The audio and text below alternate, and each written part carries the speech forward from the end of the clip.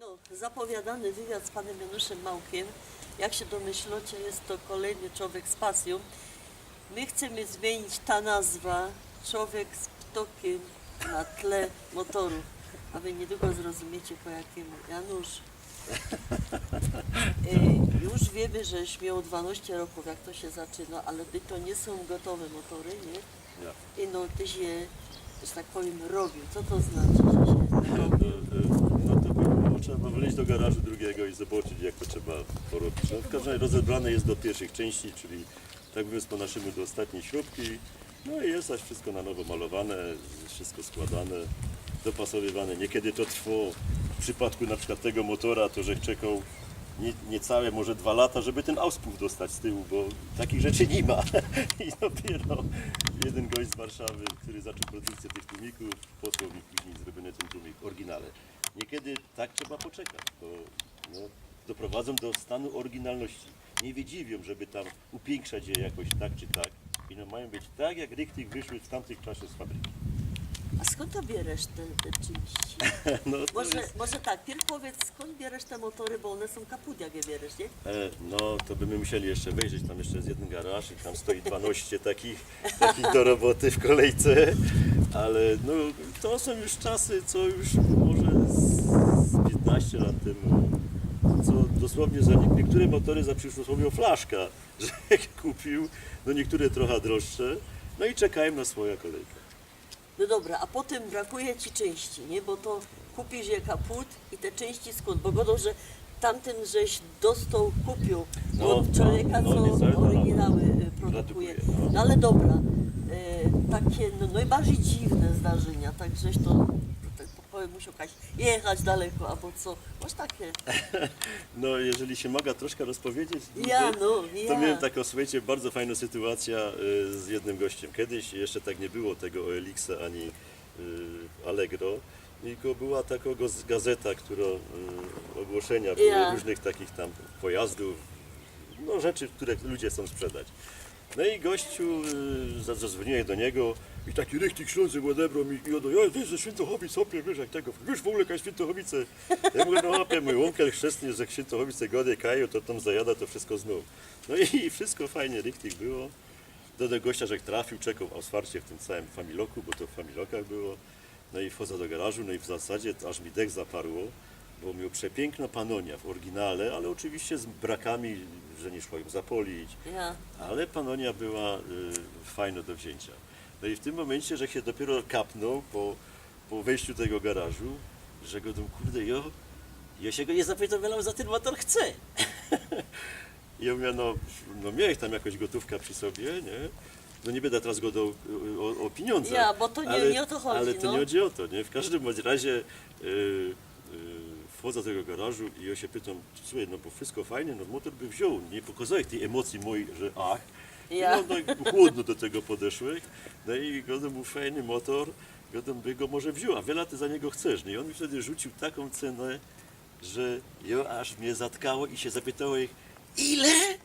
A on to zrozumiał, że powiedział mi za dużo i mi jeszcze 100 z tego urwał.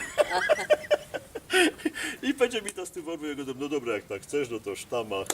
I dziękuję, motor, że fajnie kupił. Ale to było tak śmieszne, że jechał cały czas drogą i że patrzył w lusterko wsteczne, czy mnie nie goni. Ale był zadowolony, nie? 2 kolegów za winklem czekało chyba na flachę, już to tak wyglądało. A czy ty, jak już zrobisz ten motor, czyli go wyremontujesz, taki wiesz, to się w motoryzacji padł tuning, a po naszemu lifting, nie? Jak ty już je wyliftingujesz, jeździsz Stefaniu, to są w większości motory tam widać, one są zarejestrowane, one są ubezpieczone, chociaż teraz, bo też jestem w Automobil Klubie Katowickim i jest teraz taki, mamy od 2 lat wyszła ustawa, że pojazdy, które mają 40 lat, można całkowicie odwołać ubezpieczenia. I tak uczyniłem, bo w sumie są w większości pojazdy, tu są wszystkie pojazdy, które mają ponad 40 lat. Tutaj akurat to wszystko. I zresztą tamten. Także można wycofać całkowicie ubezpieczenie, a na ten czas jazdy można na przykład na miesiąc, na 2 tygodnie sobie kupić to ubezpieczenie. A kaś najdalej pojechał na którymś z tych motorów? No to tak daleko, aż się tak nie wybieramy. No ostatnio, co byliśmy na takim otwarciu też pięknym sezonie, to jeden z większych tutaj takich zlotów starych pojazdów, to w Sosnowcu, w Waldreichu, no. I parada była przejazdowo od Sząbierek, od stadionu, aż pod Fashion House na dwupasmówce. Pięknie było. Ty, ale tyś mi jeszcze godo, bo wiesz, my już są z innego pokolenia Ja. i te pokolenie, choćby Kasinę, to myśli, że one wszystko wymyślili. A ja Prawda. zawsze padłem, wszystko już było. Co ty żeś mi godał o tych skórzanych, harlejowych ciuchach? Właśnie powiedz no, to właśnie, naszym.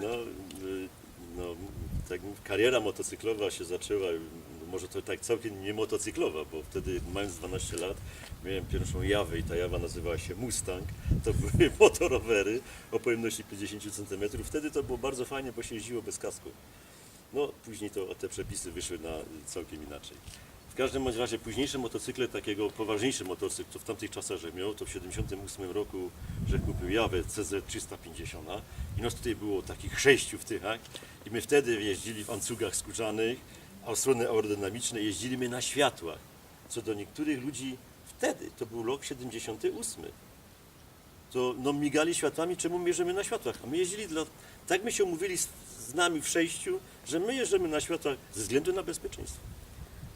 A czy te synki, z którymi żeś wtedy jeździł, one też mają taką pasję, czy im to przeszło? No jeden, który no niestety mieszka w centralnej Polsce w tej chwili, no ma tam jakiś zabytkowy motor, ma też motor taki bardziej współczesny, no ale utrzymujemy kontakt raczej raz na rok. No trochę smutne to jest, no ale no tak się zdarza, każdy ma swoje sprawy, każdy ma swoje życie.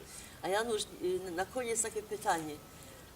Nie myślałeś kiedy o założeniu Muzeum Motorów? Bo wiesz, my też byli u pana Bereski, który ma doma we bloku Muzeum Rowerów, ja mam Muzeum Taszek doma. No brawo. A ty Pełnych. możesz, nie, próżnych. Uczynki tam wchodzą. Nie myślałeś o założeniu? No byłoby to fajnie, no jestem w trakcie rozbudowy tutaj na gospodarstwie i myślę, że mi się to może uda przyszłościowo. Chcę stworzyć taki garaż 120 m2, tam będzie ze szklanym dachem, no i to będzie taką męską część do odwiedzania.